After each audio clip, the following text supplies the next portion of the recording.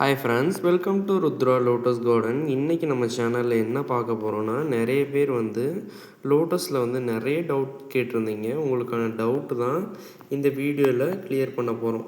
ஒரு சில பேர் கொஞ்சம் நிறைய டவுட்ஸ் கேட்டிருந்தீங்க. இப்போதைக்கு என்னால் முடிஞ்ச அளவுக்கு இந்த வீடியோவில் டவுட்ஸ் உங்களுக்கு கிளியர் பண்ணிடுறேன். ஃபஸ்ட்டு டவுட் என்ன கேட்டிருந்தீங்கன்னா, பவுல் லோட்டஸ்க்கும் லார்ஜ் கல்டிவேட் லோட்டஸ்க்கும் என்ன வித்தியாசம்னு கேட்டிருந்தீங்க. பவுல் வெரைட்டிங்கிறது உங்களுக்கு ஒரு மீடியம் சைஸ் பாட்டில் பூக்கக்கூடியது தான் பவுல் லோட்டஸ். இப்போ நீங்கள் பார்க்குறது நல்ல பெரிய பெரிய லோட்டஸ் பாருங்கள்.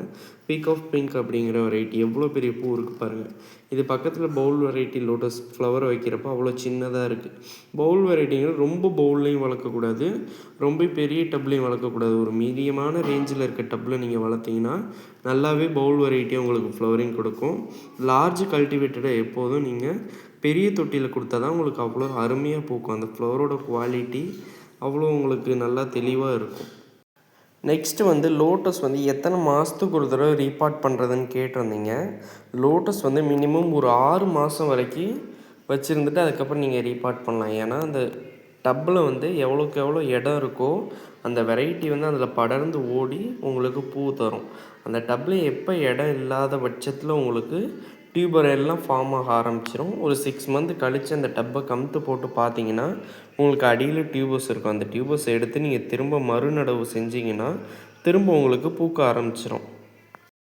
நெக்ஸ்ட்டு என்ன டவுட் கேட்டிருந்தீங்கன்னா, ஒரு லோட்டஸ் டியூபர் பிளான்டிங் பண்ணால் அது ஃப்ளவரிங் ஆக எத்தனை நாள் ஆகும்னு கேட்டிருந்தீங்க. இப்போ நான் உங்களுக்கு எப்படி சொல்கிறேன்னா, ஒரு சூப்பரான பவுல் வெரைட்டி இருக்குது. அதுக்கு எடுத்துக்காட்டு அமெரிக்க அமேலியா அப்படிங்கிற ஒரு வெரைட்டி. இது மாதிரி நல்லா பியூரான ட்ராபிக்கல் வெரைட்டி நீங்கள் பிளான்டிங் பண்ணுறப்ப ஒரு 1 மந்த்துக்குள்ளேயே உங்களுக்கு ஃப்ளவரிங் ஸ்டார்ட் ஆகிடும். அதான் அமெரிக்க அமேலியாங்கிறது ப்ளூமிங் மிஷின் அப்படின்னு சொல்லுவாங்க. அந்த வெரைட்டி நீங்கள் பிளான்டிங் பண்ணிங்கன்னா 3 வாரத்துலேயே 2 வாரத்துலேயே உங்களுக்கு சின்ன சின்ன மொட்டை எடுக்க ஆரம்பிச்சிடும். இதே லார்ஜ் கல்டிவேட்டடாக இருந்ததுன்னா ஸ்டாண்டிங் லீஃப், இந்த லோட்டஸ் பிளான்டோட லீஃப் தண்ணியிலேருந்து மேலே அந்த லெவலுக்கு எழுந்திரிச்சு வரும், ஸ்டாண்ட் ஆக ஆரம்பிக்கும். அந்த ஸ்டேஜில் தான் உங்களுக்கு லார்ஜ் கல்டிவேட்டர்லாம் நல்ல ஓரளவு மெச்சூர்டு ஃப்ளவர் கிடைக்கும். ஃப்ளோட்டிங் லீஃப் எப்போதுமே எந்த வெரைட்டியாக இருந்தாலும் அந்த மிதக்கிற இலையோடு வர அந்த மொட்டு உங்களுக்கு அந்த ஒரிஜினல் ஃப்ளவரோட சைஸ் உங்களுக்கு தெரியாது. அந்த பிளான்ட் மெச்சூர்டு ஆக ஆக தான் அந்த ஃப்ளவரோட ஒரிஜினல் குவாலிட்டி உங்களுக்கு தெரியும். பிளான்ட் மெச்சூர்டு ஆகாதப்போ அதோட அந்த ஒரிஜினல் சைஸ் உங்களுக்கு தெரியாது.